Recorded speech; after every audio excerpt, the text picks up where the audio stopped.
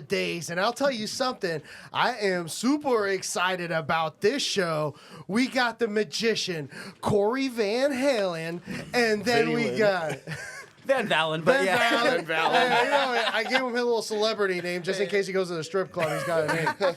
And then we got our boy, the ultimate flipper, the real estate guru, Dylan Lonesway.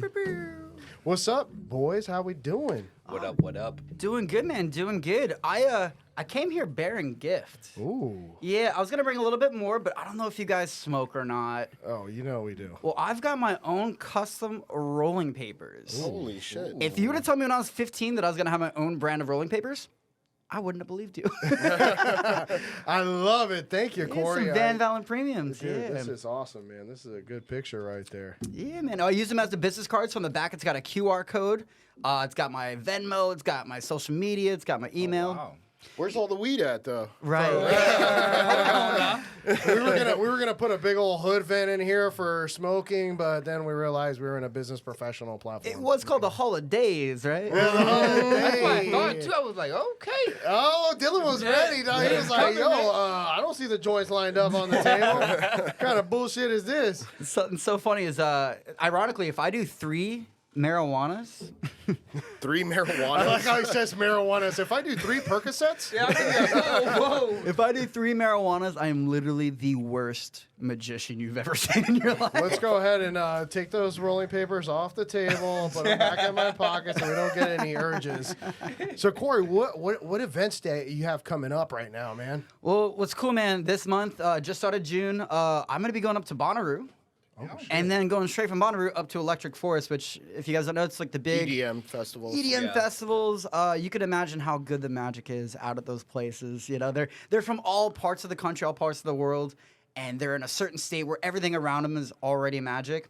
So when I start doing some magic in front of them, it blows their mind and leads good impacts. Dude, what got you into magic? I mean, because I'm always like so intrigued. Like I told you outside, I love Burt Wonderstone. I think it's so cool. It's so awesome to see how unexplainable magic is. You know, it's like you're seeing something, and it's just like a switch of the wrist, whatever it is. I mean, what got you intrigued? What like was that moment? Yeah, so this is actually really cool. It wasn't like one moment. When I look back at life, I see so many things that like were happening in my life that I didn't realize were pointing me to being a magician.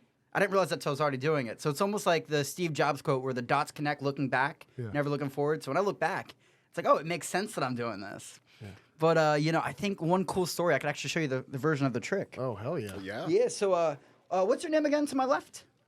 Dylan. That is correct. Damn. And that's my trick. Damn. You gotta start strong and end strong. Dylan, I'm gonna bust out my can I say it? Yeah, you go can say ahead. I'm gonna bust out my balls. No, what it is, I have 2 sponge balls, a yellow one and a blue one. Dylan, would you like the yellow one or the blue one? Yellow one. Open up your hand. Ooh, some side music. Uh-oh. We're gonna take the blue ball, and this is a story of how I got into magic, essentially. We're gonna take the blue ball, goes into my hand. The yellow ball, open up your hand, squeeze tight. So blue ball in my hand, yellow ball in your hand. Yeah. What color did I have? Blue. See, I blew mine away.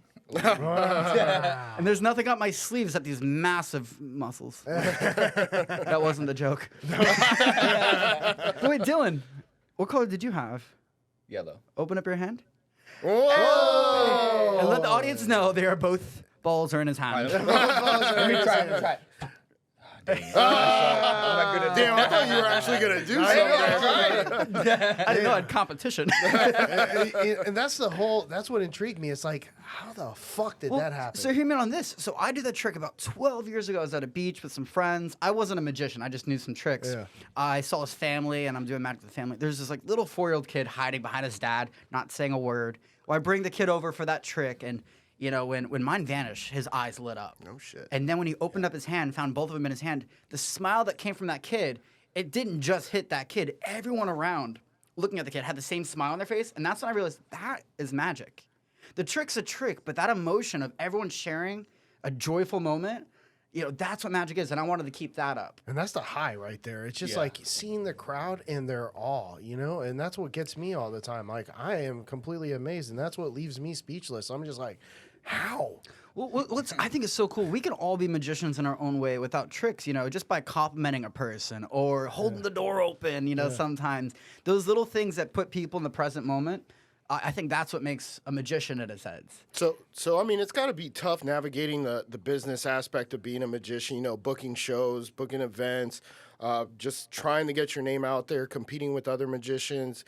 How are you doing that in your business right now, the magician aspect of it, but more so, getting the jobs and things of that nature? What's really cool as of now, it's like I've planted so many seeds in the past that right now I don't want to make it sound like it's easy. Because, if you want to grow, you got to keep planting the seeds. But I've planted so many seeds throughout life where they didn't instantly sprout into, a whole forest. But throughout my time of planting seeds, saying hello, going up to strangers, making people's day without any kind of return, it all is paying back in that sense.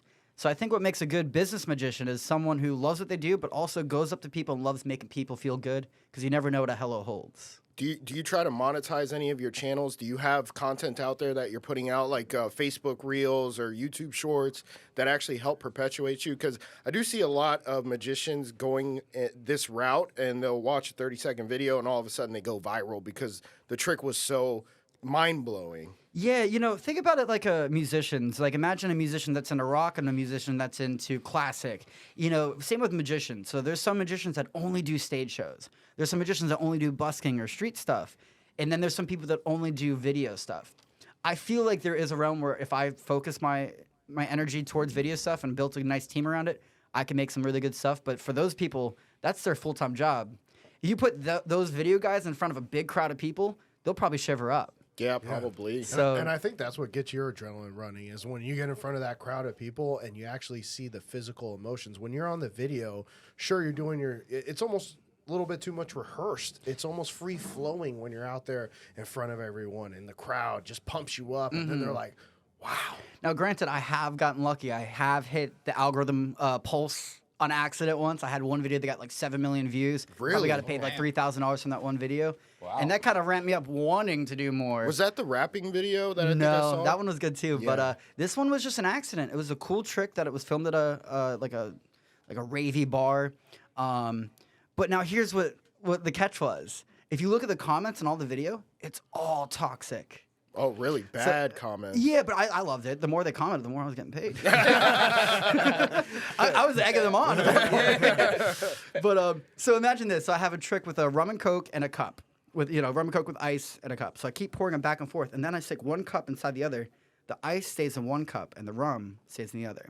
Now the comments were like, "Oh, he just roofied her." Oh my god. Oh my. And then the other one was like, her makeup looks terrible, and it was a Halloween event. She's obviously looking like a ghoul, but they think so toxic. But sometimes toxicity sells. Yeah, it does. And I mean, so 7 million views equates to $3,000. That's good to know. It would have been Yeah. more.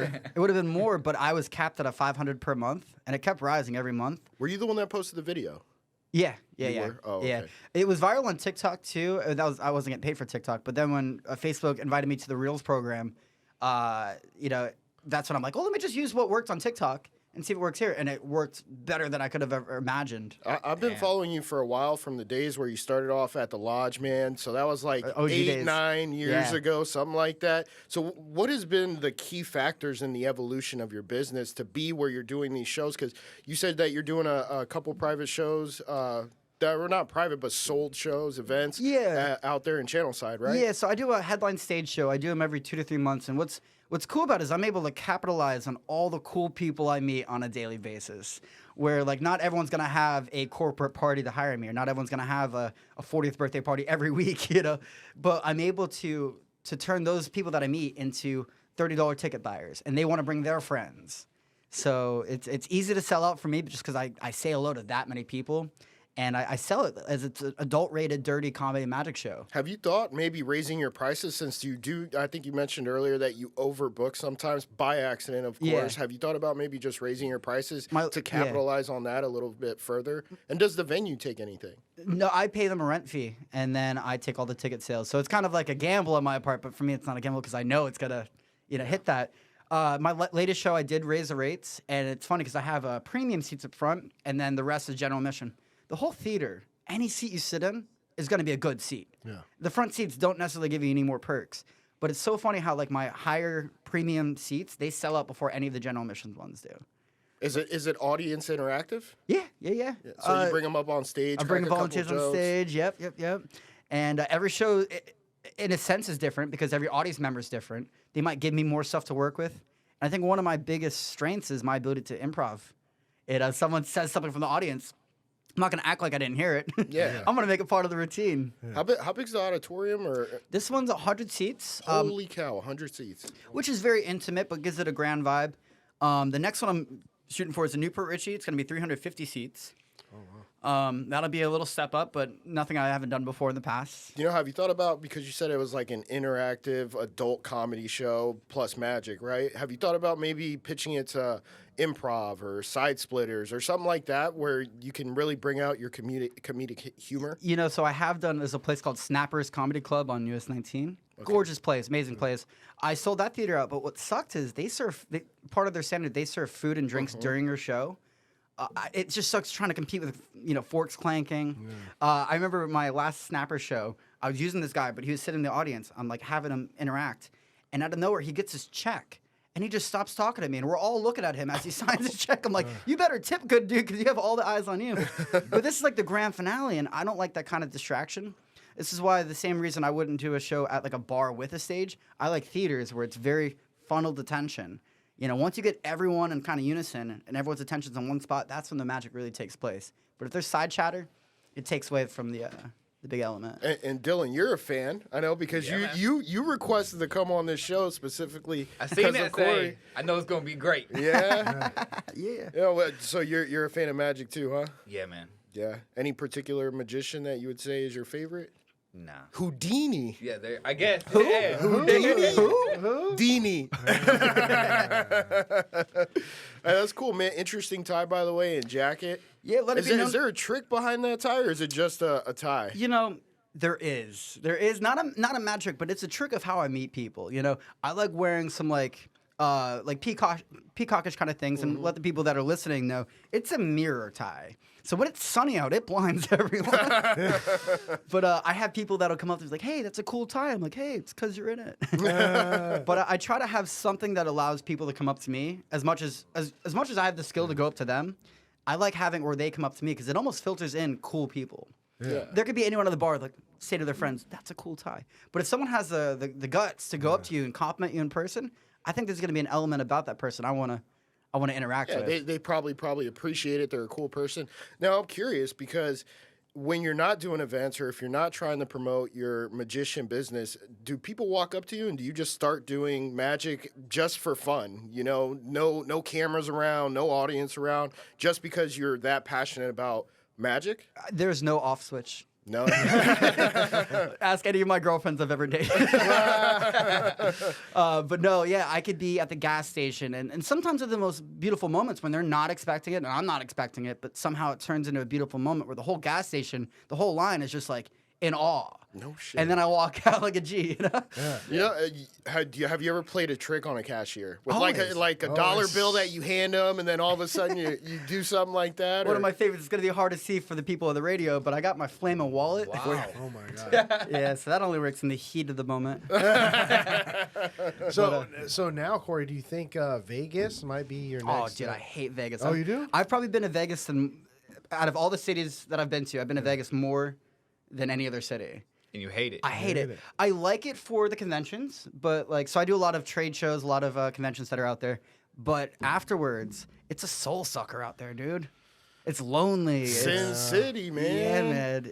Like unless you're on the outskirts of the strip, Vegas itself is just trying to nickel and dime you for every single cent you got. Not even just money, but just like energy wise, it gets you. So what would you say the ultimate goal in your business would be?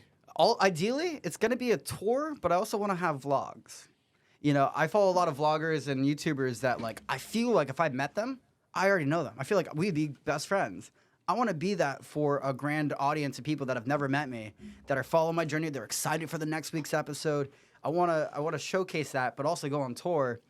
The best guy I'll relate it to is, do you guys know who Matt Rife is? I think yes, absolutely. Oh, he's a comedian, young comedian, but he's just a viral sensation where he's sold out for the next year or two. at high Tickets are price tickets. expensive too. Yeah. I looked at it, they're like $200. Wow. And that's like general admission, probably. Yeah, I was like, whoa. He's up there almost to Kevin Hart level, but he is a funny guy. Yeah. And he's very controversial, which I think is the reason people go see him is because they want to laugh about things maybe they're not comfortable about. Yep. Yeah. And I love the idea of people that I feel like if I met him, I'd be friends with him. I want to be that guy. I want to sell out tickets in every city I go to, but one of the other things too, I don't want to go on tour where I'm in a city for a day and then go to the next city for a day. I want to spend like a week or 2 weeks in every city that I tour in. And I'll tell you guys one of my biggest goals. I want to do a thing where I start from scratch, where I go to a city like Austin, Texas, or Nashville, or Jacksonville Beach even, like something like that, where I don't know anyone. And then in 30 days, I vlog every single day of how I make it from zero to a sensation. Oh, shit. Yeah. Or how to be a zero to a sellout in 30 days. But the idea is selling out a show, selling out a theater. Have you been to Miami yet? I hate Miami. Dude, you hate Vegas, you hate Miami. Let's all go the big back. cities. Corey, which cities did you like? Oh, yeah. Tampa, no. please say Tampa. Tampa's number one, you know. I like Boston a lot. Boston was cool. Okay. I don't like Chicago. Did you get shot out there? Or? I dodged some bullets, you know. Yeah. Did a little bullet catch. Moved around. I just got back from a city. Charlotte was pretty cool. I like Austin. I like San Diego. My favorite city in the whole country. You guys might not have ever heard of it. Maybe you have. It only exists for a week. Sandwich, Michigan. How'd you know? That's a real city, by the way. Yeah, it is. This one's Burning Man. Burning Man. I've heard of the concert, Burning Man. So it's not a concert. It's a city that arises overnight in the middle of the desert with people from all across the globe. There's no money exchange allowed in there.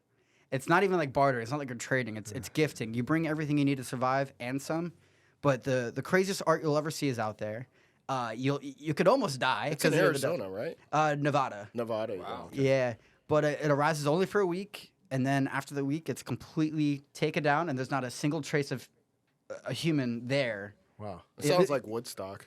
For real. Ish. That's probably the closest thing to relate it to for now, but yeah. A lot of drugs out there, I'm assuming. A lot of people lot of blowing up everything. LSD. I'm one with nature. But that's every city. A lot of sex, a lot of orgies, all that. No, when we get back, we're going to ask Dylan where his favorite places are because this guy's been traveling all over the world too as a military man, so he's probably got some good places that he likes.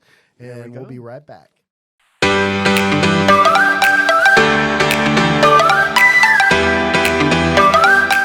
We're back, and we're going to ask Dylan here, what is his favorite spot or vacation that he's been at? Man, I tell you, I love cruises. You know, I think it's mostly because of, business.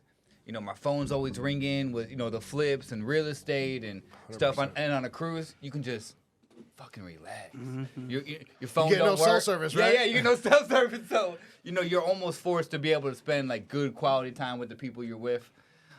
So, yeah, I love cruises. I don't even care where I go. Wait. Oh, you don't even care where you go? I don't even care. So what's the best ship that you've been on then? Man. Have you been on Royal Caribbean?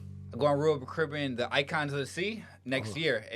They're coming out with it in January. There's like 4 or 5 water slides. There's 4 tiers? Is it like 4 stacks? It's the biggest cruise ship they've ever came out with. Oh, shit. I hope you don't hit an iceberg. That used to be the biggest one. The one I want to hit is the Virgin cruise line because it's 18 and up.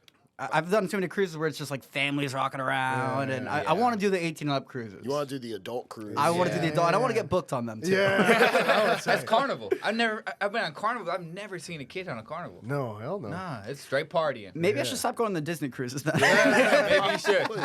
No, speaking of booking events, honestly, what is the coolest person you've ever performed in front of, Corey? Oh man, there's so many to name. I'll list off a few, but I want to tell a story about one of my favorites.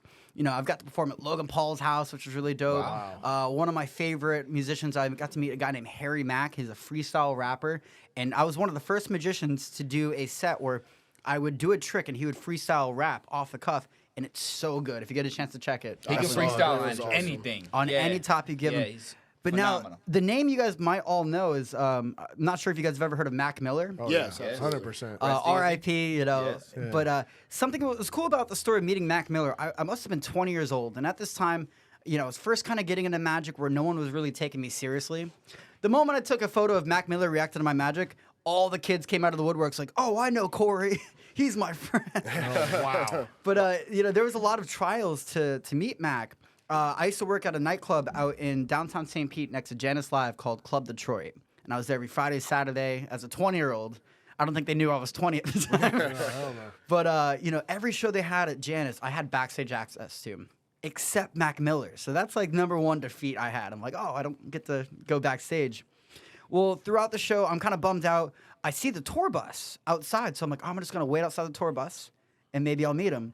Well, I meet someone else outside the tour bus, from the tour bus, and I'm doing magic. He's freaking out, and it wasn't Mac Miller. I think it was Chance the Rapper. Oh, no way. I didn't know who he was at the time. I just, you know, I'm like, well, it's not Mac, so I'm disappointed. Well, later on, I see one of the security guards like, hey, man, you didn't hear it from me, but Mac Miller's actually upstairs at Club Detroit in the VIP room. I see one of my best friends. He's a photographer there, and he's like, yeah, man, they're not letting anyone up there. That's like another disappointment. But I'm not going to let that stop me. So I at least give it my best shot. So I went up there, and security guard moved out of the way, didn't really care. And I see him just sitting there. And there's something about people that have that much influence that there's like an aura to him. There's a presence to him. There's something about him that, you know, you see him on TV, and there they are live in the flesh. But he's just hanging out with his group. And instead of going straight up to him, like saying, hey, do you want to see some magic? Because he could just say no, and then I'm done. What I did instead is I started doing magic to people behind him, and they're all screaming, cursing, you know, flailing, running around. And I see him keep looking back. I'm like, hey, man, do you want to see something really quick? Acting like I don't know who he is. Yeah. And eventually I started doing magic to him. Once I got that momentum started with him, you know, the energy was so phenomenal. And one of my favorite things, too, is, you know, my phone was dead. So in my mind, I'm like, no one's going to believe this. Out of nowhere, my photographer friend that I mentioned earlier just comes up. All he hears is he snapped the greatest photos of Mac Miller smiling in a way that you've never seen Mac Miller smile. Wow. What was the trick you were doing? I did all my stuff. You know, it's ironic, too. My best trick, I didn't have it on me at the time, but I was doing everything else and it was fine. But in my mind, I was like, oh, when I see him next, I'm going to show him my best trick. You know, obviously I can't do that now. Well, yeah. R.I.P., right? R.I.P., right. man. Yeah. So the Harry Mack one I did see, man, that one was phenomenal. That guy, his freestyle was amazing, but your tricks were also great, too. And for him to be able to just be that flexible, and I don't know, was it like live in person, or was it just he saw your video and he decided to rap on it? It was on a live stream. He did a thing every Wednesday during like the pandemic that he would do like, it's called something, but he would do it every Wednesday. Happy Hour is called. And people would type in things. He'd have certain random guests come on, but they made me a special guest. Granted, this was 8 in the morning. I get this text. Holy shit. Like, hey, yeah, he'll have you on at 9. I'm like, all right, I'm not a morning person. I gathered all my things. And so, like, I'm nervous, but I don't show it. And you can see in the video that I'm, like, looking around for other tricks. And some of the best things that I do were spontaneous. I found something on my desk. I'm like, let me do this. And then he rapped about it perfectly. Wow. That was definitely an interesting video. I mean, that got like what, millions of views, right? No, that one on social media is probably like 100K on Facebook, but if he shared it, it'd be a lot more. He hasn't shared that. I think there's a problem amongst like his platforms. Like I think he was streaming on Twitch and he couldn't use Twitch streams or something like that. And cross-platform streaming and things. It gets complicated. There was some complication with it, but I have the footage. Yeah. The other cool guy I met, you guys probably know who Andrew Schultz is? Yes. So he did a cool thing during the pandemic called Corona's Got Talent. Corona's Got Talent. So I've never heard of Andrew Schultz at this point. Just remind you that at that point, I get a friend texting me like, yo, man, have you heard of this guy? He's doing this, you know, talent show on live stream on Instagram that he wanted like magicians or wanted anyone with a talent. And there's people going on there burping really long, and that's their talent. Well, of course, I'm like, I'm going to win this sucker. And that's my competition. But then I see, like, the hot girl doing twerks upside down. I'm like, all right, I lost this. But it's one of those moments where I didn't know who he was. And he's a comedian, right? Yeah, he's an amazing comedian. He's got Netflix specials. He does an incredible podcast. But I remember, because on Instagram, you could just, you know, click a button to be requested in. And there's so many people requesting to be in. Probably seconds after I click request, I'm already on. I'm like, that gave me no time to prepare, but I was good. I was ready to go. And the funniest thing, he's like, I just need someone to bring that fire. Someone to bring that fire. So you bring that thing I do. And I got a video link of all that too, which is a lot of fun. But I remember my favorite part about it. I did this trick where I'm like, name any card. He's like 3 of clubs. And in the deck, there's only one face-on card, 3 of clubs. And he's freaking out. All his friends are freaking out. And then I said, wait, check your back pocket. What? And he loses it. Obviously, I'm kidding. I'm like, wow. Like teleported a card. I'll tell you, this is actually a magic tactic that I use, and I'm willing to like share it to the ether of the world. I do this thing. It kind of comes off the quote of, people don't remember what you say or what you did, but they always remember how you made them feel. So I'll do certain things that'll make them feel something spectacular for a split second, even if it's a joke. One of my favorite examples, you guys know who Mike Evans is? Yeah, 100%. So I You're talking about the wide receiver for the Bucks, Yeah, so right? I- Yeah. So I pickpocketed Mike Evans at a big billionaire like charity event. Oh my god. Oh, shit. Not literally though. So I'm doing this trick with Mike Evans. He's already freaking out, and there's a moment I'm like, by the way, I pull up my wallet. I'm like, by the way, I put my wallet in his hands. I'm like, I want to give this back to you. And everyone around is freaking out. There's photographers, videographers, and you know the only one not freaking out is him because he's like, that's obviously not my wallet. And what's funny is it was a big million event over at the Eddie V's. Eddie V's, place. yeah, I love that place. The valet guys, as I'm getting my car, they're like, yo, man, I heard you pickpocketed Mike Evans. I didn't deny it. I rolled with it. I'm like, you know, you gotta take it when you can get it. I think you posted that on Instagram, right? Yeah, I posted some stuff with that. Yep, I got him reacting to my stuff. But it goes to show that split second for everyone, after they found out before they found out I was kidding, they had this emotion of like, oh my God, anything's possible. So I try to do things like that make people feel that anything's possible, even if it's just for a split second. And I think they remember that. And I think when they tell their friends about my services, they remember the feeling, not what I did. Yeah, so then it's more impressionism is what you're trying to apply to your audience, right? Yeah. How you make them feel, what they want to do afterwards. You know, maybe go find you on socials. What is your social, by the way? You got a very interesting social here. Yeah, I got a cool tactic with it, man, because I kind of guerrilla market my social media. I do like trade shows where there's hundreds and thousands of people walking by me that I'm performing for, that I literally have them pull out their phone, like right then and there. I don't wait for them. I'm not giving them a card to find me later. The But, hey, papers. the papers, yeah. QR code. Well, better than the QR code, there's times I'm like, pull out your phone, find me on social media, it's under Chris. No, they're looking at me like, I thought you said Corey. I'm like, yeah, it's under Chris. And then I'll say, Angel. And they start typing and they're like, what? I'm like, yeah, keep going, keep going. And then I'll say, sucks. It's under Chris, Angel, sucks. And then what's cool is that's a very organic channel that every single person that follows that account is someone I've met. And then it leads to my main account, which is at Cory Van Valin. And a cool tactic I do for businesses for trade shows is I'll link their Instagram in my description. So once they're following me, I have them instantly follow the company that hired me. So they're getting social media followers as well. That's a lot of referral marketing right there. Yeah. So let me ask you a Planting question. the Do seed. you really think Chris Angel sucks? No, he's a millionaire. He can think he sucks in a Bugatti, and I'm like, I don't have a Bugatti. He's done a lot for the world, but it's just not my style. I just think it's more comical. I think he's done a lot for the community, and you know, he's probably really good. He's all right. But So you who really would- wouldn't call. Go ahead. No, I was gonna say, who is your favorite magician growing up? At least until now. Obviously, it's you. Well, 'cause, David Blaine was a big yeah. one. I got to Yeah. meet him. He was cool. Nowadays, there's a guy named Justin Willman. He has a show on Netflix called Magic for Humans. But what I like about him, he's so down to earth, so comical. But he dresses normal, but he's just so personality-wise, and his magic's good too. And that's kind of what I try to resemble my stuff off of, is that comic, personable, and good magic. Is David Blaine the one that sticks the nail through his hand? There's all that crazy stuff. Yeah. Like That's it. split people up and all types So of then, stuff. the who's lifting, Chris the Angel lifting, then? right? Because Yeah. He like lifted off Yeah. his foot. I thought that was Chris Angel that did that. I think they both do No, similar was it? stuff. Was it David Blaine that did the whole like? Chris lifting? Angel did the splitting of the people. Okay. But I mean, they both done equally like out of the larger than world stuff. I know David Blaine did a lot of endurance acts, and he has a show Where out he in held Vegas. his breath underwater for what was it, like 12, 13 minutes or something like He's that? like 20 or something. 20 minutes, He's like yeah. crazy. Yeah, he's incredible. So if anyone gets a chance to check out David Blaine's show in Vegas, it is one of the best Vegas shows out there. Bro, there was one he did where he filled up his stomach with water and then he was able to spit it Regurgitate out. it? Yeah. because he learned it from some African tribe where they have to hold the water in or something like that. You saw that Yeah. documentary? Oh, yeah. Yeah, that was cool. Yeah, David Blaine is off the. There's fucking another guy to Wow. look into. He's not really a magician, I would say. I'd say he's just a body torturer. He's Jim Carrey and Burt Wonderstone. Oh no, I think that's they're making fun of Chris Angel. Oh, Jim they're making fun of Carrey. Chris Angel? Mind freak. Because when he sticks the nail through his hand, he already has a hole there. It's already trained to go through a certain spot, right? If I'm not Essentially, I mean, I've heard people that say that that's impossible to do too, like to have that piercing in her hand. But I mean, I can't say I know. yeah. The other guy to look into is a guy named Xavier Mortimer. You were bringing up the guys that do social media. Professor X? No. I mean, the X-Men do look like they have magical powers.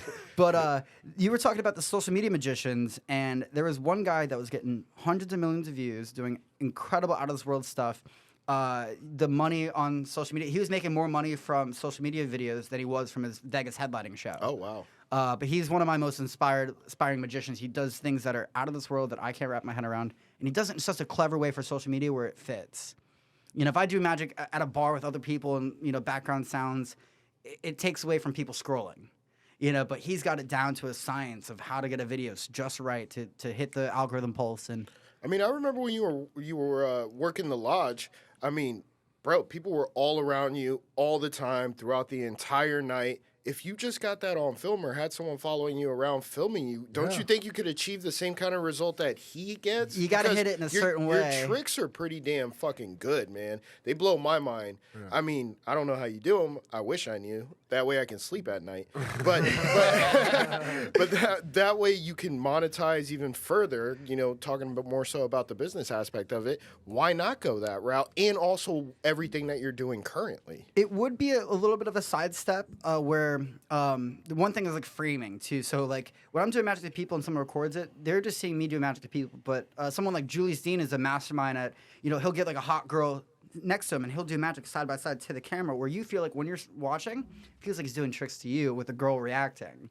So it's a sidestep because it's not my natural, you know, type of magic I do, but it is worth getting into a style of that just so I have that under my belt as well. Yeah, just to diversify a little bit because all of it is still magic, right? And if you get the right person behind the camera, it could definitely elevate it. That is huge. But you're going to have to pay someone to be behind that camera. Or have such a big, you know, a clout or a big thing that they want to be a part of it and learn from me in a sense. Yeah, or that. So my buddy Julius Dean, the guy I was mentioning, I went to Cuba with him, went to LA with him, went to Vegas with him. He's got like 6 million followers on Instagram. He figured a lot of stuff out. But one thing that I learned from him indirectly was he had an A+ team. So we were out in Cuba and he had to get a translator. He didn't get just any translator. He got this dude straight out of a magazine. He looks like he could be GQ, wow. Espanol style. And, you know, so when he'd go up, the translator would go up to them like, hey, Espanol, blah, blah, blah. The girls, like, are so into it. The peacocking. Yeah. Don't hire him to be a translator. Yeah. He's a magician. That's I'll it. get my Siri. Yeah. The other cool thing, we were in Vegas for a grand opening for the Palms Casino, and he flew out his personal trainer. Not going to say personal trainer, but the dude was just a stud. So when we were walking around, we were meeting MGK, Marshmello, G-Eazy. You know, it wasn't just Julius Dean meeting these guys. He had his team while we're meeting their team, but he had A+ team members, and I'm very grateful to say I was it's probably the least dressed out of the rest of the team. Probably the least suave out of the whole team, but I was the mind behind some of the stuff that he got. Yeah, but they liked you enough to where they're like, hey, Corey, we want you to come with his us. energy. Because, exactly. Because you do have that aura about you where you're just positivity. I mean, everybody wants that around them. Yeah, and one of my biggest skills is my icebreaker ability. We could go out as an experiment, go to any venue, any bar, anything like that. You point someone out, I'll go up to them, and not just go up to them, but I'll blow their minds. And not just blow their minds, but watch me walk away and watch them for 10 minutes after. Look at their smile that they still are carrying. You know, that's like kind of a cool, you know, besides sleight of hand and tricks, I think that's a root of what makes magic really good, is how good you can connect with an audience. I think that's why he likes the venues, you know? I know you're talking a lot about the videos, but I think he gets a high from looking at somebody in person and being able to just, you know, go off the top and random with it. 100%. It's instant gratification. Yeah, is he's what not it a is, video magician. He likes to just get a whole room together, it feels like, and just blow them all away. You want to sell out an arena. Yeah. Oh, I don't know about that. Maybe. Yeah, I mean, listen, I'm young. Come on. I'm young. My birthday's next week, so I mean, well. How old are you turning? Birthday? Number 3. Number 30? Yeah. There you go. You're the youngest one in this room, man. Yeah. Yeah. No. I'm younger. You're 31, I Yeah, thought. I turned 30 in November. 30 in November? Yeah, okay, man. so you're the youngest Here one. I am, the baby. Something cool I'm going to do, and I probably should do it sooner than later, but I want to write a letter to my 30s. And I want to tell my 30s who I am right now. Talk about, like, you know, who's the coolest person I've met. Talk about, like, where I see myself going, in a sense. A book? Yeah. There it is. Bam. No. A letter to himself 10 Yeah, I know, years but from he can now. write a book with all the experiences he's had. Yeah. And you know what? Yeah. You know what you should include in that letter when you put it up in the envelope? Include a check. Write out a check to yourself for $10 million, $100 million, however much you want to have after that decade has passed, and then look back when you're 40 and see how close. Because even if you get to 50% of $100 million or a $50 million in a You won. decade, you did pretty fucking Yeah. good. Even 25%, bro. I love I that. mean, you're still doing better than what most people will. You want a goal, you need to hit it, but you know what? It's not that people aim too high and miss. It's that people aim too low and hit.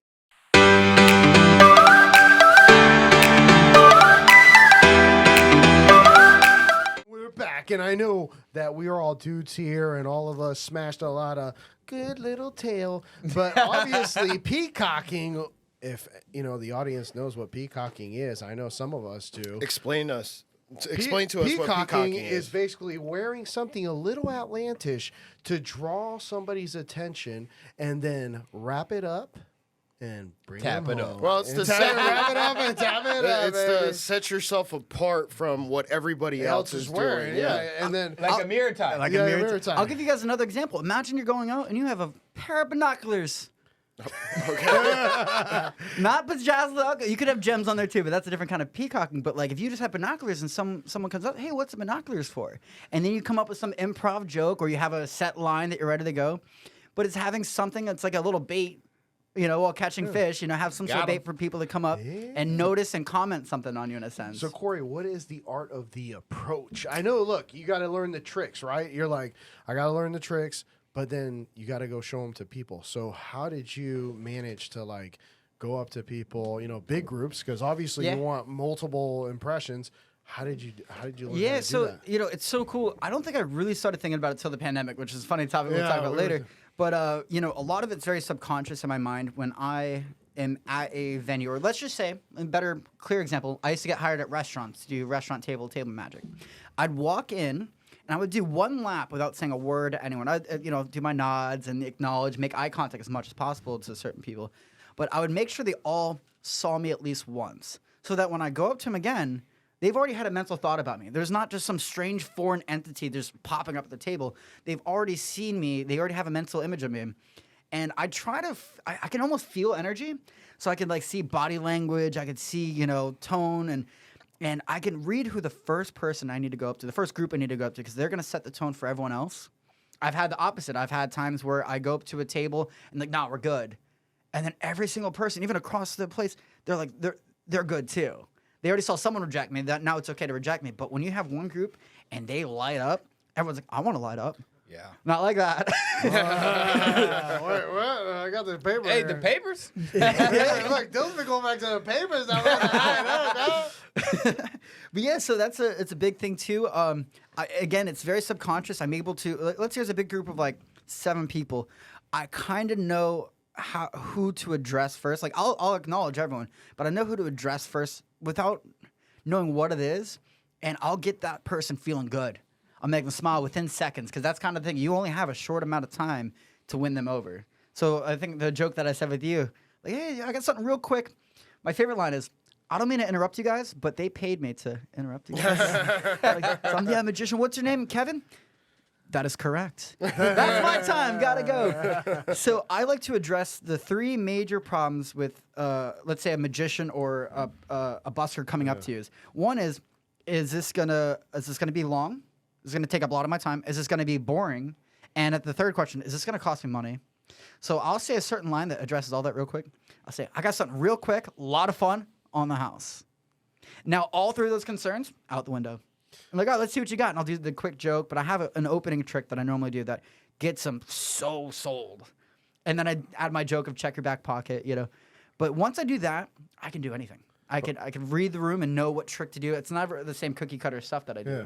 So, but when I see you like dressed, with the peacock, I'm already intrigued, and I'm like, yo, if this guy's gonna come up and do magic, now I'm really horny. Your favorite groupie right there. 90 for break. Leave the last name out. I like to experiment too. I like times when I dress up. Like he likes to experiment, man. You got a chance. You got it? Uh-oh. bark, bark, bark.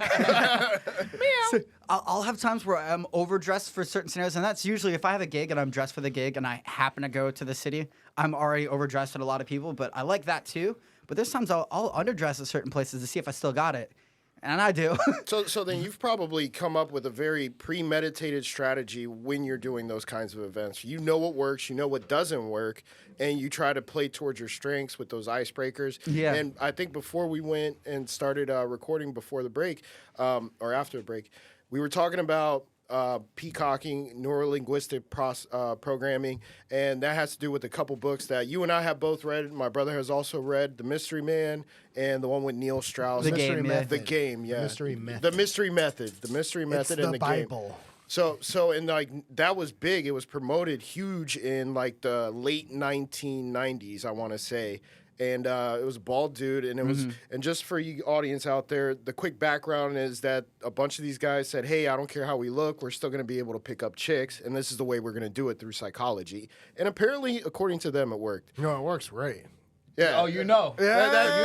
That's how he picked up Look, his I was wife. already deadly as it is, but then I was able to do it with a group of girls. You know, at first it was like one-on-one, I got it, but now all of a sudden you open my mind and I'm like, holy shit, this shit does fucking work. So Bam. is that something you use a lot? You know, in a way, but I use my powers for good. Like Spider-Man, your neighborhood-friendly magician. So one thing that I always try to keep pure is my intention. So when I go up to people, if I have the intention, like, oh, I'm going to get so much money out of them, I feel like they can read it. My intention that I give off is like, imagine I go up to a table and I just drop a $100 bill on the table and I say, no strings attached, and I walk away. Metaphorically, that's what I'm doing with my magic. I want to give you guys value, and I don't want anything in return. And sometimes, you know, they'll Venmo me later. I never expect tips. Sometimes I don't even want them. So if they feel obligated to give me a tip, if someone's like, yo, you should tip, I'm like, no, you're good. If they're forward, I will take it. I've even taken a tip from like almost a homeless guy. Oh, wow. Because I didn't want to rob him of the gift of giving. Yeah. You know, when you feel good giving, it feels amazing.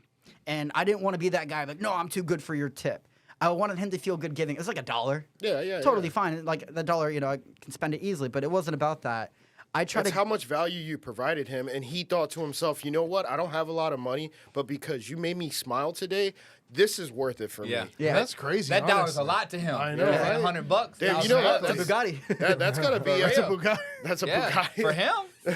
That's gotta actually speak a lot about your presentation, your tricks, because you got a homeless man to give you $1.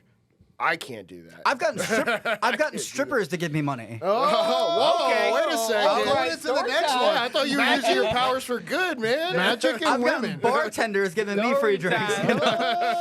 No, that's another thing. I mean, I honestly, want to hear that story. Honestly, Yeah. with magic, I mean, women. I mean, it must have been an easy little close there. You'd be surprised. So my favorite thing, I have so many guys at the bars downtown. They always say to me like, "Dude, if I can do what you do, I'd get laid all the time." And I tell them, I'm like, "Yo, if you get laid all the time, you would not be able to do what I do." It's like years of celibacy and lonely Saturday nights to get this good. Oh my God. But I will mention dating. So what's for any entertainer, I imagine a rock star and an entertainer, there's no textbook of how to date as an entertainer. And so I've had to learn like through field studies and through experimenting and finding what I like about this and what I don't like about that. I've tried dating other female magicians. I've dated entrepreneurs, and a lot of those are very similar in common. But the girl I'm dating now, she's hitting every spot. We get to make money together at different events. She's a glass blower. We were out in Las Vegas for a glass convention, and it's funny because people would recognize me. No, we're saying you're No, blowing. You're blowing. No, only because I said His whole face blew up. only because Corey was like, I hate Las Vegas, but hey, met his girl there. What happens in Vegas stays in Vegas. Same with all of my money. Well, that's not a good thing. Oh yeah, no, I hate Vegas. But you were saying you went to that convention and Yeah, so so I would get recognized, and then like they would see her like, oh, Sarah Mack, because like she's a well-known glassblower in the glassblowing community. So like it's really cool having we're making our own money. We're both entrepreneurs, but we're both like grinding together. What works for me works for her. What works for her works for me. So we've been having a lot of fun with it. and it helps too, right? Because both of you are technically artists. Because I Yeah. would consider being a magician an artist. I would consider being a glassblower an artist. Yeah. Yeah. So you are more, what is it, right side, right brain, creativity. That's what it is. With, a couple nuggets of of sarcasm and dry humor and even well-mannered humor in there too. So that's pretty awesome. Yeah. And So where'd you meet her? Tinder? Bumble? no, through Facebook. through work. Facebook Marketplace. You can find women on there, dude? For the right price, you can find anything. Hey, anything. Back page, right? That was You know? back page. Back page. $100 for an hour. So it's cool. So I have a buddy that makes all my merch, and it's kind of the story how I met her too. Like the rolling papers. I've got my own grinders. I've got my own socks. Wow. I've got. Do you get high, Corey? No, I know. I drink. It's funny too. I get a lot of people ask me if drinking messed up my magic. Does it? No, but I never tell people that when I'm out in the bars. I'm like always like, yeah, I reveal all my secrets when I get drunk. Next thing you know, all these free drinks start popping out of nowhere, Wow, and I never reveal shit. No, hell no. I'm like, I get more free drinks than females. Oh, that's... Well, you're in a Hey, we're going relationship out with him. now, right? I know, man. Honestly, Corey, you probably leave the house and you do so much street magic that you could leave without your wallet. Of course, you know, it's one of the tricks, but you can leave without your wallet and have the best time ever. The best time ever. And I like how you didn't say like leave with money in your pocket, because sometimes if I get money, I put it back into it. You know, like that night. You know, if I see a musician, if I got tipped $10 and I see a musician, that musician's getting my $10. You know, like sometimes. You know. Yeah. Planting the seed. Yeah. Yeah. go. My main source of income is solely private parties, events. So people ask me if I do kids parties, and I can. It's not my favorite thing to do, but I do a great kids show. Whether it's corporate events, December, that's always massive. You know, there's times where like I'm booking out right now for December, and my December's filling up now. You know, if you have any kind of gathering of people, whether yesterday my gig was at an office, and you know they wanted to boost morale, so they had me going up to the cubicles, and next thing you know, at the end we had everyone in one room while I did like my grand finale. Not everyone knows everyone, but by the end of my show, everyone in the office knew each other. Oh, wow. Because I was using every single person, so they know, like, oh yeah, how was that one? Like, it's a cool service that I get to offer to pretty much anything. Was it like a big office? 100 people? 50 It was people? about 100 people. It's for Coast Dental's headquarters. Okay. Yeah, and they had another doctor unit next to it, about 100 people.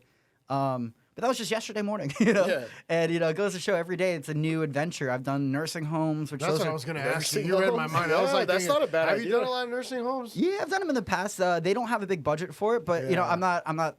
If I'm free on a Tuesday at noon, like I'll do it because I know the value for those people is worth it. Yeah, That's it good. is. You know, they appreciate every second you have with them. They love the smile. Some of them have said, "I don't remember the last time I laughed." I'm like, what? And you know what? You're probably their grandson's age or something like Yeah. that. So then they have someone they feel could be like their grandson, even though that's hypothetical. I think you I've know? had a few like, do you know Andrew? I'm like, Andrew? Do you know Andrew? It's like, I'm a grandmother. Yeah, I do. I do know I know Andrew. 7 of them.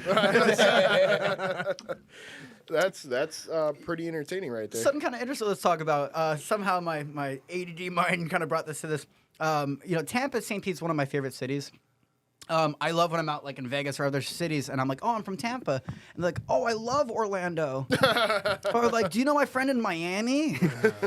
It's like, do you know where Tampa is? Exactly. They kind of clump Florida as just Florida, Yeah. and they think of it Orlando, but Tampa's such a hidden gold mine. St. is. Pete's such a hidden gold mine. I like St. Pete a lot. I mean, speaking of Tampa being a hidden gold mine, no longer though, man, because now you have big money investing in Water Street. You have downtown Tampa growing.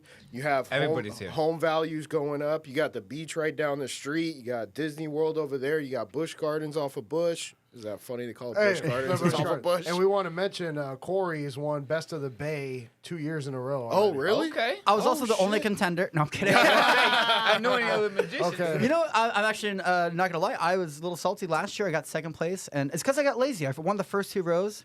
I was one who created the category for Best of the Bay. You know, they never had Best Magician, so I had to reach out years and years for them to open it up. So I won it the first year, won it the second year, and third year, I'm like, I'm just gonna win it. Got second place. I'm like, ooh. Well, should we ask who got first? No. No, because hear me out on this. There's 2 guys out in St. Pete that are freaking phenomenal called the Zubrick Magic Theater. I wish they won first place. They deserve first place. The guy that won first place, I'm not going to say no comment. Okay. Yeah. All right. He's a little mad. Yeah, No, he's- yeah, a but little he's a little hostility. jealous. Yeah. I wouldn't Hey, say jealous. hey, but- that's No, the- not jealous, no, but no. some Wizard War is going down. Yeah, there's the 'Cause passion. My thing too is this. You know, when I think of competition, I don't think of guys that are better than me as competition. I think of them as friends. You know, the guys that are making magic a bad name, the ones that are like, you know, really cringy with it, the ones that are making people like not like magic and doing it for like I get uncomfortable when I see bad magic, but when I see great magic, I turn into a little kid. The ones that are better looking, funnier than me, better skilled than me. But suck at magic. No, and great at magic. Oh. I love those people. I want to be around those people as much as I can. I want to talk to them because I never compare myself to them. I always sell myself as Cory Van Valin, where when people hire me, they're not hiring a magician. If you want to hire a magician, go to Google. You'll find some magicians top listed more than me. But if you want to hire Cory Van Valin, the only place to get it is through me. Is that your real name? Yeah, it was a birthday gift. Wow, what? there it is. It was a birthday Hey, you gift. didn't get it. You didn't Now get it. I get it. It was a birthday. But I have a question. So when you're watching other magicians, can you know what they're doing, or do you know what they're doing, or do you ever get blown away where you don't know? It depends. When we're talking about the social media magic, no, because there's so many elements that they have like that's unorganic. Like some Xavier Mortimer stuff, they're actors, but it's for like art. You know, it's not like Chris Angel back in the day would claim this to be real, where an opossum would come out of a girl's purse that she didn't know about. She knew about it. But like, so when I see other magicians on the street, for the most part, if I can't figure it out, I'll start crying. I love it. I love it. But I love to cry. Does it happen often where you can't figure it out? No, but I will say there's a certain place in Vegas that I go to called Magic Live. It's a annual. It used to be every 2 years, but it's a magic convention from people from around the globe, and it's expensive. It's supposed to be because if you're just a rinky-dink magician, you probably can't afford to come to this event. But if you are doing well, you can afford to be in the circle of people that are the best city, or the best magician in Cincinnati, the best magician in Tokyo. You know, you get to be in the presence of these people, and I've seen stuff there every single time that have shattered my mind and raised my bar of what I could think is possible. Wow. You know. Speaking about figuring out magicians' tricks, I know how you did the blue ball, yellow ball. Oh yeah, trick. that's a simple one. That's a 2 out of 10 for me. That's nothing. That's sleight of hand. Yeah, it'll sleight of hand. But Because when you moved it over, you kept it right here, and then once you put the yellow, you put both in there. Because squeeze really hard so you don't feel both. Am I right? Hey, fuck this guy. Ah, I figured one out. But the part that I love about that trick is I love the jokes that go into it, which like the blue ball. Oh, are we still good? Or? Yeah. You want the blue ball or the yellow ball? And I love doing that to girls. Like, you want the blue ball? What do you say when they get the blue one instead of the yellow one? Both. If they matter, want the blue ball, I'm like, ladies love blue balls. If they get the yellow ball, ladies hate blue balls. What if Dylan gets the blue ball then? I'm like, oh, take one for the team. I have a line for all kind of things. There's nothing that'll like. Imagine like I play roulette and I have a chip on every single number. So no matter what it lands on, I've got a line for it. You know. Unless it lands on green. No, I've got multiple chips on green. Oh my god! Here's one thing: when we get back, we're gonna ask Cory if magic has ever helped him at the casino.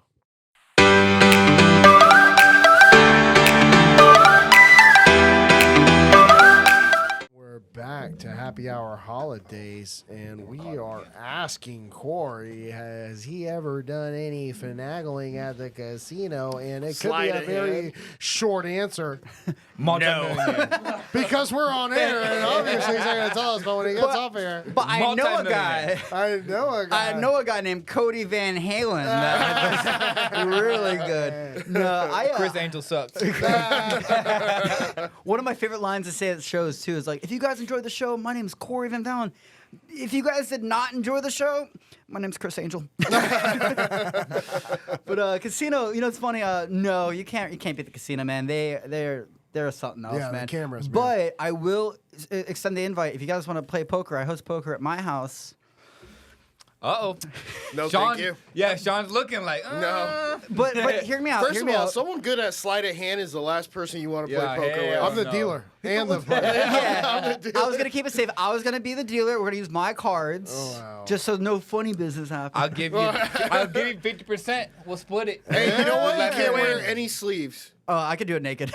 That's a funny story too. Randomly, thank you. I've done a full magic show. Not full, about a 15-minute magic set in front of about 75 people, butt naked. No, you didn't. Paradise At Burning Lakes? Man. Burning Where at? Man. Really? Yeah, Burning Man's like it's anything goes out there.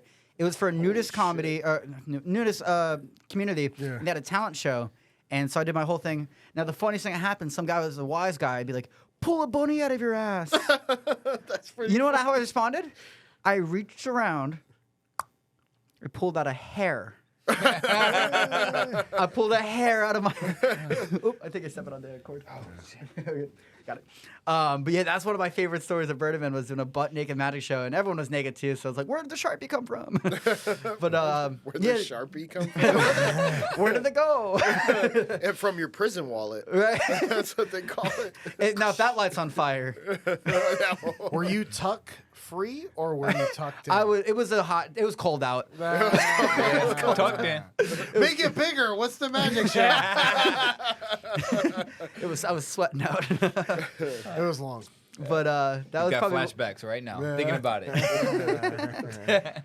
that's one thing I could say a lot of magicians haven't done, and there's. It's funny too when you define a magician. There's a lot of people like, "Oh, my Uncle Jerry's a magician." No, Uncle Jerry knows a quick little quirky trick. He's not a magician. Even guys that claim to be magicians that do a lot of tricks, to me, they might not be a magician. To me, someone that can make people feel the present moment. They're not thinking about tomorrow's groceries or yesterday's problems, and they're just forgetting about that. You know the feeling when you think of an old friend that you haven't thought of or seen in a while, and you think of him that day, and then you just see him that day. That I look at whoa my penis. feeling. I'm like, holy shit, it's there. I was thinking about you an hour ago. No, that's actually crazy because sometimes I'll just be thinking something and something will pop up on my phone like, yo, is my phone reading my thoughts? I don't know if that's magic. That's just algorithm. No. That's Check this algorithm. out. I won't even say it out loud so my phone can hear. I'll just be thinking about, let's say I'm thinking about laundry. All of a sudden, dishwashers. And I didn't say anything. I didn't search anything. I didn't look anything up. It just pops up. Or if I'm thinking about the number 444, and then I'll just look at the clock randomly, 444. So that's a thing too. They call it. It's almost like when you buy a new car and then you start seeing their car everywhere. It's because like your brain is almost like your brain's taking in 50 million bits of information every second, but only processing 50. Have you guys ever heard of the book like Rich Dad Poor Dad? Mm-hmm. Yeah, of course. So one concept is like one dad would say, I can't afford it. The other dad would say, how can I afford it? One brain gives up, but the other brain is now like almost computing of how to find it. It'll just tune into the answer. Sometimes it's all about asking yourself the right questions when it comes to your goals of like, how do I make $1 million? Maybe that's not the right question. How do I achieve, financial freedom for this week? How do I accomplish this, I think your brain's going to give you the answer that you ask, but if you ask a broad question, it'll give you a broad answer. But if you ask your brain a really specific question, give it some time, it'll find you in the most coolest, randomest, magical ways. So you've been bringing up a lot of book titles, which I appreciate. A lot of the books that you brought up, I've read. What's your favorite book? Because a lot of them seem to be more so self-improvement, which I've read a shit ton of. Yeah, like How to Win Friends and Influence People is a great one. Yeah, that's a Think really and Grow good Rich, one. top Think and Grow tier. Rich, Yeah, you really Napoleon need it a Hill. lot. That's more like a textbook of how to get rich, which I truly and honestly believe because he interviewed people like Cornelius Vanderbilt. That's the one on Netflix, right? No, that's The Secret. Yeah, The Secret of Getting Rich. Secret's whatever. good. Yeah, so the one I'm talking about, it was written by Napoleon Hill. He shadowed all the former multi-millionaires that, if you adjust for inflation, they were all billionaires. Andrew Carnegie, Cornelius Vanderbilt, John D. Rockefeller. I think there was one more, James Pierpont Morgan. Henry Ford? Henry Ford. Yeah, did he? Yeah, Yep. also Henry Ford. The book was written in like 1920s. Oh, wow. So, I mean, which one's your favorite book in that kind of category? In that category? Yeah, not so much All right. novelties or. This things would like be that. not a novelty one. This is something that, when I say this, definitely people listening should check this out. It's called A Happy Pocket Full of Money. The most ironic thing about it, you don't read about money until the very last chapter. In the beginning, it talks about consciousness. There's a part that talks about quantum physics. There's a part where it talks about giving and receiving. It talks about being in the moment. There's so many things about it. And what's so cool about this, the audiobook is completely free on YouTube. And the ebook is also free. When you go to the audiobook, you'll see a link where you can download the ebook for completely free. It's probably one of the most coolest, life-changing books that's not one of the norms. It's called A Happy Pocket Full of Money. And it doesn't even talk about money till the very end. So what is it about? Just consciousness and being self-aware? The first line says, money, an illusion, a shadow of something else. We think about having lots of, paper. Money is, essentially energy. Money is value. But, so it talks about everything else about it. And then, at the end, it talks about, how to use your money in cool ways, maybe. But it's a fun book. The audiobook is, read by a guy that just sounds so fun. Instead of, like certain books that sound so just, You know, I think Tony Robbins' books sometimes could be like very like percentage and. I've never read. I haven't any read of his either. Books. Nah. It I haven't seems- read any books. I No. listen to them. Yeah, well, listen to him. Yeah, listen. No, to but him, yeah, read Tony him. Robbins is very monotone and just Yeah. very like by a Great speaker, but yeah. the books though are kind of more like you almost feel like you got to know the key to it. Yeah, Correct. So, I so agree. do you guys listen to motivational speakers though? I try to. Name your favorite one then. Jim Rohn was a Jim Rohn. Yeah. Yeah. Oh, That's the different. animal. Yeah. The other one that I've been re-listening to. All these guys are people I've listened to for years, but I re-listen. Wayne Dyer. I've never heard of Yeah, Wayne I've never Dyer. heard of He's No. dead now. And I don't Yeah. remember his name, but Wayne Dyer. You know about Wayne Dyer? No. Is he by like Zig Ziglar type guy, where it's He's like very 1970s? Very 80s type? spiritual, talking about like okay. about like fulfillment and like yeah, just put anything of his on. Like type Wayne Dyer YouTube, anything. Watch one of the things you can't go wrong. Oh wow. And one last top. So there's my top three. Last one will be Stuart Wilde. I haven't heard of him. It's called The Mastery of Money. That was like a 1980s, 70s thing. Really on point. Man, you're going deep. Yeah. Deep. I was thinking like Grant Cardone, Gary V. I'm Oh, like, well, I yeah. was thinking Les Brown. Yeah, there you go. like Okay, Les Brown. that he's my favorite by far. I mean, he has Yeah. just the. You know, he's one of the only motivational speakers to have his own broadcast on public television. He's one of the only motivational speakers to ever sell out. I think it was Dallas Stadium, the Damn. whole fucking stadium. Damn. I know, man. And he was a DJ. He was a lawyer. He was a congressman, and the guy was dropped off at. He was born in an abandoned building in Vice City, Florida. yeah. Is that what the fuck it was? I don't know Yeah. if it was Florida, but No, it was Florida. It was. Really? It was. No, it wasn't Florida. It I'm was Vice almost City. certain, man. You know. Oh damn. What's? Let me look this guy up real quick. I think it's Eric something. Eric Thomas. Eric Yes. Thomas. I was gonna say You Eric want to Thomas. succeed Yeah, as hard As as you you wanna want to breathe. I let him out to Think the you'll be water. successful. I let him out to the water, and I was like, "Okay, now try to breathe." But I'm underwater, motherfucker. Yeah. Yeah. Yo, but you know he was homeless for a while. Got kicked Yeah. out of the house and just Yeah. kind of changed his life. Isn't it around. crazy how the best motivational speakers are the ones that come from nothing? Yeah, I mean, how many Detroit, Michigan. motivational speakers do you hear about that grew up rich? Nah. No. Tony Robbins? No, he didn't grow up rich. Okay, I was asking, Yeah, no, but no, the yeah. question mark. Yeah. Yeah, Gary V. Maybe the wine store. Gary Vee, his dad was rich. Yeah. I mean That's Elon right. Musk, but he's not a motivational Yeah, speaker. But yeah. he, Technically, I don't know if he grew do up rich like either. Gary V though. no, I Elon like Musk, his thing. parents were rich from South Africa. Yeah. And they gave him, I think, $18 million. Wow. So the super rich get really Not that rich. much, yeah. But no, check this out. You get a Powerball winner. Yeah, not that much. You get a Not that Powerball winner, their money's gone in like fucking 5 years. So, Yeah. I mean, you can give an idiot $1 million. You can give a very intelligent person Gone. $1 million. And the difference is going to be astronomical. They say Yeah. if we were to like even all the money out and disperse it completely even amongst everyone, it'll all end up in the same hands again. It makes Yeah. sense. It's like you give everyone the same equal amount, it'll all go back because money's not a thing you hold on to. It's a part of you. It's like there's a quote saying that I pity the millionaire I pity the man who inherited $1 million but isn't a millionaire. A millionaire is a certain type of person. You know, if you earned $1 million and lost it, well, you can earn another $1 million. That's right. If you won $1 million, good luck winning another. Keep Well, playing that lottery. No, and that's like Rich Dad Poor Dad. I mean, he basically said, I mean, you give somebody $1 million, they'll burn it out in 1 second buying a house, cars, boats, a bunch of Done. liabilities. Well, a house isn't a liability. I mean, depending on his word. Should we depending- talk about it? I mean, for me, I definitely think that having a house is a tangible asset that's going to appreciate. 100%. Unless it's an Airbnb. Yeah, Yeah. yeah. Yeah, Well, they no, appreciate- they Airbnbs make appreciate. money as well. Yeah, Oh, yeah, and they appreciate. Yeah. I just Buying a car, it's not going to appreciate unless you buy it, keep it in a garage for 50 years. Yeah, the Corvette, and then now it's the an antique. Hellcat. You know, yeah. You'll make some The money off of Hellcat, those. yeah, bro. The Hellcat. That shit's crazy. Bro, it's like 890 horsepower or some Bro, shit like well, that. I get my oil change on my Ram, and I looked at the Hellcat last edition sticker price. I think it was like $89. I don't know. I But think they're selling for like $120. Yeah. I'm like, what? You know why? Because that's the most stolen car in America. Yeah. Because I they thought it was ju- a Honda Civic. No, Yeah. no. It used to be a He's an Hyundai. Altima. It used to be the Hyundai because you could just plug in a USB and the car would turn on. How do you know? Because I Oh, Because I listen to a lot of podcasts. All right. Plus, you're the one who told me. Remember Dylan Longsway? I don't remember. Who lives in Wesley Chapel? No last names, no address. You Sean Bray. introduced him in the morning. Yeah, but anyways, going back to it.